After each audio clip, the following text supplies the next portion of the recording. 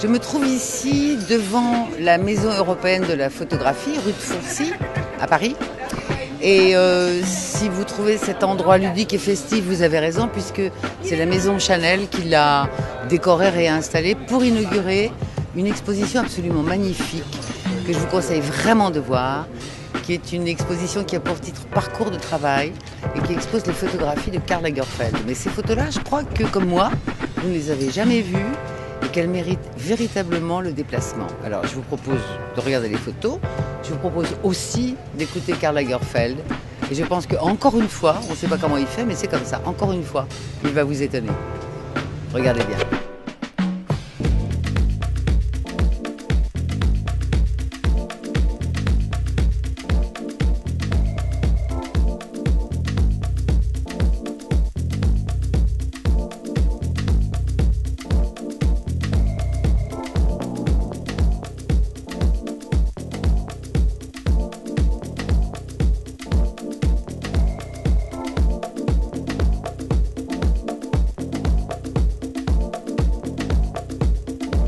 Deux choses me frappent dans cette exposition. Il y a d'abord une déclaration de vous. Vous dites « Je ne vois plus la réalité qu'au travers d'un objectif ». Pourquoi ? Ça embellit la réalité. Ça idéalise. Puisque ma vision de la photo est basée sur une certaine idéalisation du quotidien. Je ne suis pas un photographe qui accuse, qui a des messages, pas du tout. Moi, c'est une vision idéalisée d'une réalité qui ne l'est pas forcément. Et ce, depuis 87, il y a eu un déclic pour ça ? Vous savez, le déclic n'est pas d'une seconde à l'autre, ça s'est développé comme ça. Au départ, c'était un truc de travail, qu'on avait besoin d'un document de travail, de dossier de presse Chanel, que les gens qui avaient fait ça, ça ne me plaisait pas, le travail n'était pas bien, et les photographes qui faisaient ça à l'époque, c'était ou des débutants ou des has-been. Donc c'était à la troisième séance, je dis à Eric, ça ne va pas, mon gars, si vous êtes si difficile, faites-le vous-même. Et c'est là qu'on a engagé un assistant et loué une caméra. Et c'est comme ça que ça a commencé. Alors, ce qui me frappe aussi dans cette exposition, c'est la différence des univers que vous représentez.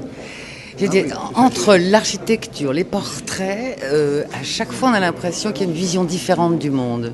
Oui, mais aussi le fait d'être trilingue, d'avoir une culture, pas dire universelle, mais quand même un peu là, ça aide.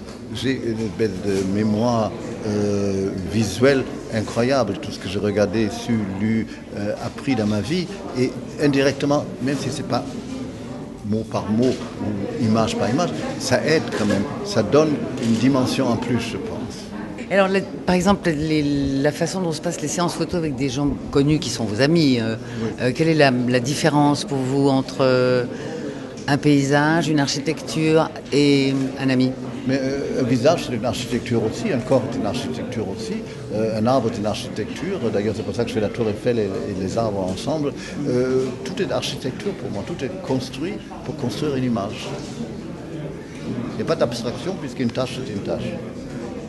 Alors, il y a à la fois des noirs et blancs, puis il y a aussi toutes les dernières trouvailles de la technique. Ah oui, mais je mélange tout, je mélange les techniques les plus anciennes du 19e même, avec les choses les plus avancées des computers et du digital. C'est ça que je trouve incroyable. Et c'est pour ça que c'est très excitant aujourd'hui de pouvoir faire ça, mais de connaître aussi toutes les techniques du passé. C'est pour ça que j'avais tellement aimé le livre de Madame Cathy Bresson sur les techniques photo. Je trouve que cette femme a fait un livre génial.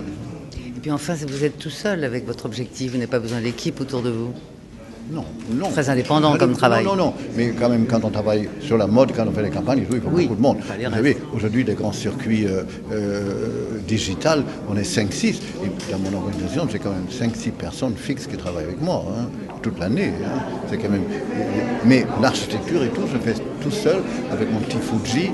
Et j'ai besoin de personne, sauf que j'aime bien quelqu'un qui me change les films. Je suis un peu brutal. Tout ça a été fait tout seul avec ma petite caméra. Et les immeubles à New York, ils sont magnifiques. Oui, vous savez d'où c'est fait. Parce qu'on ne peut pas approcher autrement. J'ai loué ce qu'on appelle un cherry picker. Ça veut dire une espèce de grue sur une voiture. Ouais. Et c'est au milieu de la rue comme un oiseau. Et je pense qu'il va à la gauche, à la droite. Autrement, on ne peut pas. C'est magnifique. C'est un angle d'approche impossible à la vie. Et c'est très amusant parce qu'on a la vue d'un oiseau. On voit comme des oiseaux de là-haut. Vous allez les vendre un jour, les photos?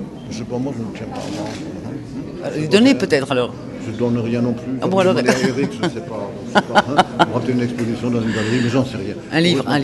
C'est mon métier, mais en même temps, ce n'est pas mon métier pour vivre. Je sais bien. Donc je ne suis pas obligé ni de faire des compromis, je peux vraiment faire ce que je veux, comme je veux, quand je veux. Et l'argent que ça peut rapporter, je préfère l'investir dans des techniques, dans des appareils, dans des gens, payer bien les gens et d'avoir tout le matériel de la terre. Il y a des photos que je ne possède pas moi-même, parce qu'il n'y en a plus, qu'on nous a reprêtées, comme ça. Moi, j'ai rien, je garde rien, je fais, mais je ne pense pas d'avoir fait. Ça, c'est clair.